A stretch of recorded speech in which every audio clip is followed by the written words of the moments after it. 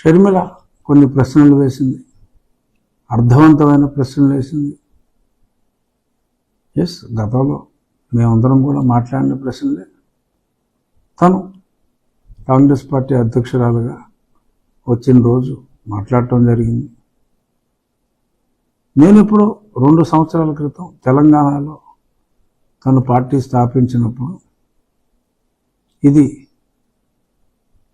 ఆరంభించింది తెలంగాణలో, కానీ షర్మిల రాబోయేది ఆంధ్రప్రదేశ్కి అని నేను ఊహించి చెప్పడం జరిగింది.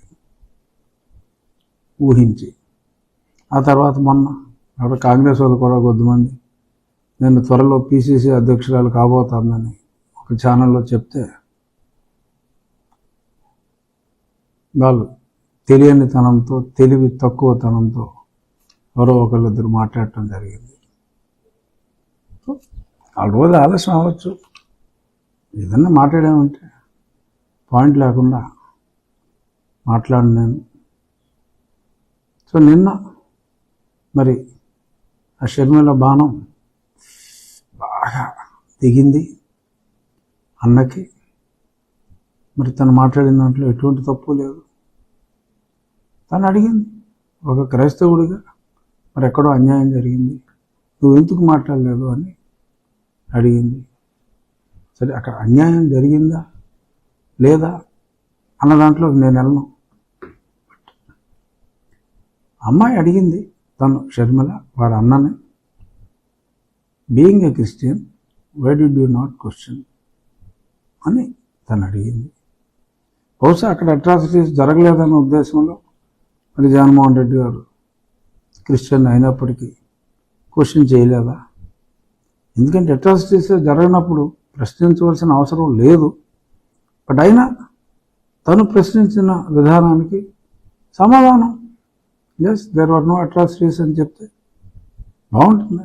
డెఫినెట్గా ఏదో 2 వర్గాలు కొట్టుకున్నాయి, అబరేషన్స్ జరుగుతాయి, మరి దానికి రూలింగ్ పార్టీని బాధ్యులను చేయటం ఎంతవరకు సమంజసం అని సజ్జల గారు లేకపోతే ఆ తిట్లు తిట్టిస్తున్నారు. మొన్నటి వరకు సజ్జల గారు ఒకరికే కాస్తో కోస్తో విమర్శించే పర్మిట్ ఉండేది సీఎం గారి దగ్గర నుంచి. ఇప్పుడు I think free for all permit ఇచ్చినట్టున్నారు.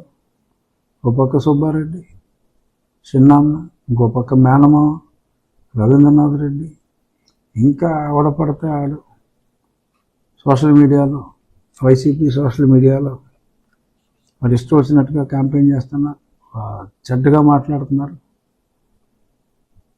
తను అడిగిన ప్రశ్న స్పెషల్ కేటగిరీ స్టేటస్ గురించి గొంతు చించుకున్నారు కదా జగన్ రెడ్డి గారు. మరి ఇప్పుడు నోరు పడిపోయిందా, ఎందుకని మాట్లాడుతున్నారు అని అడిగారు. తప్పే ఉందా అందులో? తప్పేంటి? నాకు 25 సీట్లు ఏమన్నా అన్నారు, మీకు 31 మంది ఎంపీలు ఇచ్చారు రాజ్యసభ సభ్యులతో కలిపి ప్రస్తుతానికే. మరి ఎందుకు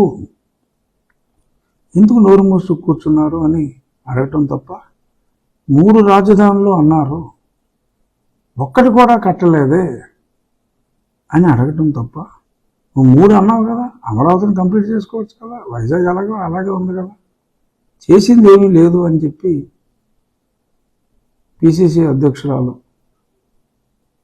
సొంత సహోదరి అయిన శ్రీమతి షర్మిల ప్రశ్నిస్తే